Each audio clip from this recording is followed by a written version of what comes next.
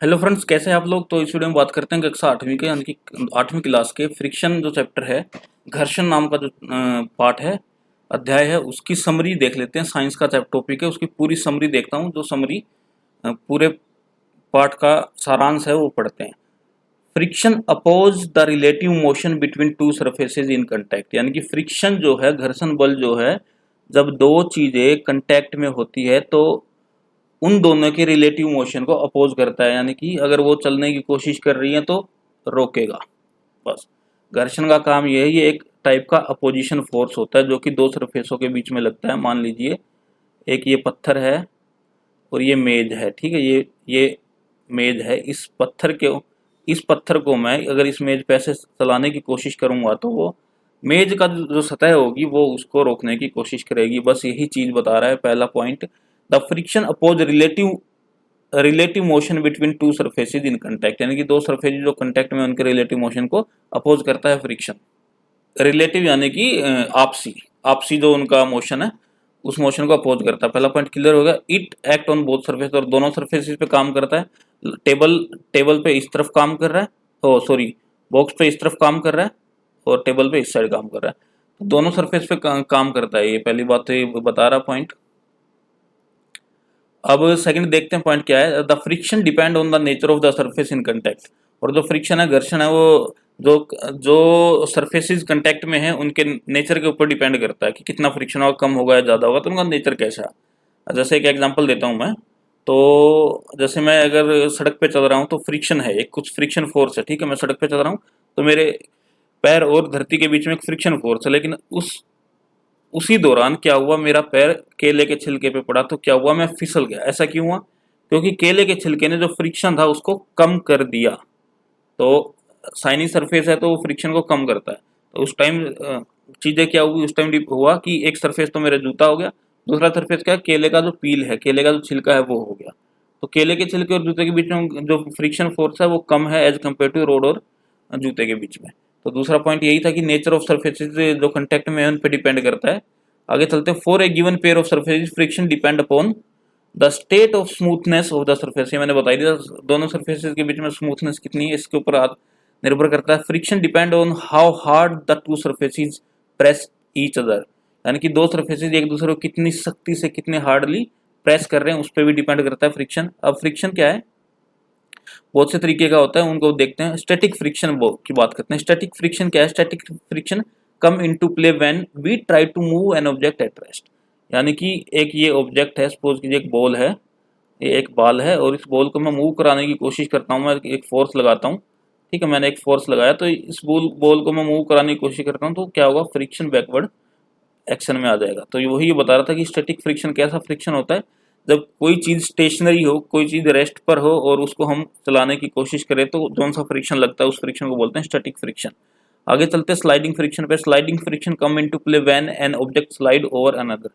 तो sliding friction के case में बोलूँ, मान लीजिए स्लोप है, यानी कि हमारे घर का जो मेन दरवाजा, जो सीढ़ियाँ होती हैं जहाँ से बाइक वगैरह, कार वगैरह हम ऊपर से नीचे, नीचे से ऊपर करते हैं, तो ये स्लोप टाइप एक चीज है, यानी कि इंक्लाइंड प्लेन है, यानी कि इंक्लाइंड यानी कि समथिंग एंगल इज देयर, है ना, कोई एंगल इन्वॉल्व है, इंक्लाइंड है एंगल, मान लीजिए 30 डिग्री 40 डिग्री जो भी है। तो यहाँ से मान लीजिए ये कार गाड़ी है जो ये उतरने की कोशिश कर रही है, ये कार नीचे आ रही है, तो क्या होगा, ये इस टाइम जो फ्रिक्शन लगेगा बैक साइड, वो कौन सा फ्रिक्शन होगा, वो होगा स्लाइडिंग फ्रिक्शन। स्लाइडिंग फ्रिक्शन, तो जब दो चीजें एक दूसरे पे स्लाइड कर रही हो तो उस टाइम क्या होता है, स्लाइडिंग फ्रिक्शन लगता है। एक्चुअली ये जो मैं कार बोल दिया, तो कार बोलने से वो रोलिंग फ्रिक्शन भी आप बोल सकते हो, क्योंकि एक्चुअल जो फ्रिक्शन लग रहा है वो टायर के बीच में लग रहा है ना, तो टायर तो रोल कर रहा है। बट कार नाम होकर अगर एक बॉक्स माने तो बॉक्स ऊपर से नीचे स्लाइड कर रहा है, तो जो फ्रिक्शन लग रहा है वो स्लाइडिंग फ्रिक्शन होगा, ठीक है। स्लाइडिंग फ्रिक्शन जो है वो आमतौर पर स्टैटिक फ्रिक्शन से कम होता है, ये चीज याद रखिएगा। स्लाइडिंग फ्रिक्शन स्टैटिक फ्रिक्शन पे कम होता है, क्योंकि स्टैटिक फ्रिक्शन ज्यादा है, इसीलिए तो वो चीज हिल नहीं पा रही है, रेस्ट से ज्यादा मूव नहीं कर रही है, ठीक है। आगे चलते हैं। Friction is important for many of our activity, बहुत सारे कामों के लिए फ्रिक्शन जरूरी है, हमारी एक्टिविटीज के लिए फ्रिक्शन जरूरी होता है। अगर फ्रिक्शन ना हो तो हम चल ही नहीं पाएंगे, सबसे बड़ा पॉइंट है वो तो यही है।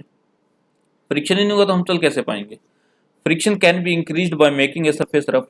फ्रिक्शन बढ़ाना है तो क्या करो, एक्चुअली फ्रिक्शन डिपेंड करता है कंटेक्ट एरिया पे। दो दो चीजें हैं, मान लीजिए एक ए है और एक चीज बी है, दोनों का जितना एरिया कंटेक्ट है ना, आपस में टच है, उस चीज़ पे ही डिपेंड करेगा कि इन दोनों के बीच में कितना फ्रिक्शन लगेगा। ये चीज़ ध्यान रखिएगा। तो अगर मेरे को फ्रिक्शन बढ़ाना है तो कंटेक्ट एरिया को कम करना है। जब दो चीज़ आपस में कंटेक्ट में ही कम आएंगी तो ऑटोमेटिकली फ्रिक्शन कम होगा। सॉरी, अगर फ्रिक्शन बढ़ाना है तो कंटेक्ट एरिया को बढ़ाना है, और फ्रिक्शन कम करना है तो कंटेक्ट एरिया कम कर देना। वो ही बोल रहे हैं कि यहाँ ये बोल रहे हैं कि friction can be increase by making a surface rough. एक सरफेस को रफ कर देंगे तो सरफेस ऑटोमेटिक जो है बढ़ जाएगा। ठीक है, फ्रिक्शन बढ़ जाएगा। तो क्योंकि सरफेस रफ हो गया, खुरदरा सरफेस हो गया, तो फ्रिक्शन ज़्यादा होगा। खुरदरे सरफेस पे आमतौर पे हम फिसलते नहीं, यानी कि फ्रिक्शन ज़्यादा है। जहाँ फिसल गया मतलब फ्रिक्शन कम है। आगे चलते हैं। The sole of the shoe, the sole of the shoe, ये जो पॉइंट है ये ए और बी वाला है। आप थोड़ा मेरे को क्लियर कीजिएगा कमेंट सेक्शन में, क्या मैं गलत बोला है सही बोला। मेरे को थोड़ा डाउट हो रहा है कि शायद मैं रिवर्स बोल दिया। The sole of the shoe and the tyre of vehicle are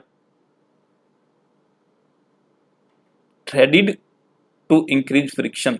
यानी कि यही मैं जो बात बता रहा था कि फ्रिक्शन बढ़ाने के लिए जो जूते की जो सोल होती है ना, उसको खुरदरा रखा जाता है, थ्रेडेड किया जाता है। इसी तरीके से टायर्स जो होते हैं उसमें गैपिंग क्यों दी जाती है, हल्के हल्के ऐसे ऐसे ये विलाई लाइक स्ट्रक्चर्स दिए जाते हैं, और टायर्स में कुछ ऐसे ऐसे डिजाइंस रहते हैं। क्यों रहते हैं, कुछ भी, ताकि वो फ्रिक्शन को बढ़ा दें, है ना, फ्रिक्शन बढ़ा दिया जाए ताकि स्लिपरी चीज़ें ना हो। फ्रिक्शन समटाइम अनडिजायरेबल, कई बार फ्रिक्शन जो होता है अनडिजायरेबल होता है, अवांछित होता है, जो हम नहीं चाहते वैसा कई बार फ्रिक्शन हो जाता है।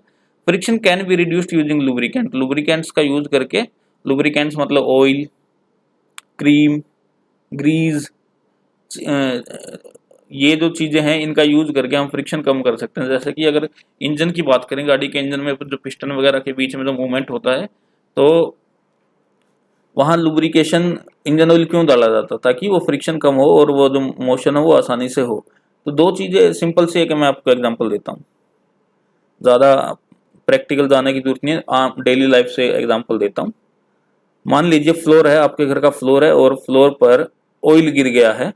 ठीक है, फ्लोर पर ऑयल गिर गया है और गलती से आपने ध्यान नहीं दिया और आप चल रहे थे, तो होगा क्या, आपके फिसलने के चांसेस होते हैं। क्यों, क्योंकि फ्रिक्शन कम हो गया है। तो वही बात यह है कि लुब्रिकेंट है, ऑयल क्या है, ऑयल इज ए लुब्रिकेंट। तो जो फ्रिक्शन है वो कम हो गया था, इसलिए आप फिसल गए थे। तो लुब्रिकेंट्स वगैरह का यूज करा जा सकता है फ्रिक्शन को कम करने के लिए। When one body roll over another the rolling friction come into play, जब एक बॉडी दूसरी बॉडी के ऊपर रोल करके तो रोलिंग फ्रिक्शन आ जाता है। जैसे एक बॉडी ये है और ये मान लीजिए कुछ ऐसा स्ट्रक्चर है, ये एक गाड़ी है बच्चे की, ठीक है, वो ये इसके ऊपर रोल कर रही है ना, तो टायर से रोल कर रहे हैं, तो इस टाइम जो फ्रिक्शन होगा वो रोलिंग फ्रिक्शन बोला जाएगा। ठीक है, in many machines friction is reduced by using ball bearings. तो जो बियरिंग्स होते हैं, बॉल बियरिंग्स होते हैं, जैसे साइकिल का आपने रिम देखा होगा, तो उसमें बियरिंग लगे होते हैं, क्यों होते हैं, और फ्रिक्शन को कम करने के लिए यूज किए जाते हैं। अब fluid friction can be minimised by giving suitable shape to the bodies moving in fluid. तो फ्लूइड फ्रिक्शन की अगर बात करी जाए, तो जब किसी फ्लूइड के अंदर जो बॉडी अगर मूव कर रही है, तो उसको एक पार्टिकुलर शेप देकर फ्लूइड फ्रिक्शन को मिनिमाइज किया जा सकता है। तो मैं इसको ओवरऑल समरी बना देता हूँ, एक समरी आपको समझाने की कोशिश करता हूँ। तो देखिए फ्रिक्शन क्या है, फ्रिक्शन एक तरीके का फोर्स है जो एक्शन में आता है जब दो बॉडी कंटेक्ट में, जब दो बॉडी एक दूसरे के ऊपर मूव करती है ना, तो फ्रिक्शन आता है। तो फ्रिक्शन बहुत सारे तरीके का होता है। एक होता है स्टैटिक फ्रिक्शन, जब एक चीज़ को हम रेस्ट से और मूव कराने की कोशिश करते हैं तो स्टैटिक फ्रिक्शन होता है। एक होता है स्लाइडिंग फ्रिक्शन, यानी कि जब हम एक चीज़ को दूसरी चीज़ के ऊपर स्लाइड करते हैं तो फ्रिक्शन फोर्स एक्शन में आता है, उसे बोलते हैं स्लाइडिंग फ्रिक्शन।